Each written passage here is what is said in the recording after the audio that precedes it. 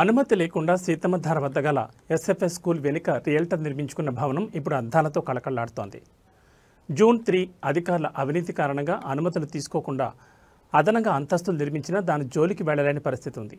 ప్రధాన కారణం incharge ACP Madhusudan రావు సంబంధిత రియల్టర్ నుంచి భారీ మొత్తంలో ముడుపులు తీసుకున్నట్లు ఆరోపణలు వినపడుతున్నాయి.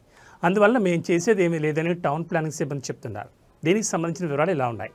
జీబీఎంసీ జోన్ 3 పరిధిలో ఉన్న ఎస్ఎఫ్ఎస్ స్కూల్ వెనుక 122 పరిధిలో ఉన్న స్వాతి భవనంపై చర్యలు తీసుకోవడానికి వెనుకడుకు కారణం ఇదేనని చెప్తున్నారు. అనుమతి లేకుండా నిర్మిస్తున్న అదనపు అంతస్తుపై మాత్రం చర్యలు తీసుకోవడానికి ఇన్ఛార్జ్ ఏసీపీ మధుసూదన్ రావుతో పాటు స్థానిక సచివాలయం ప్లానింగ్ సెక్రటరీ ముందుకు కదలడం లేదు.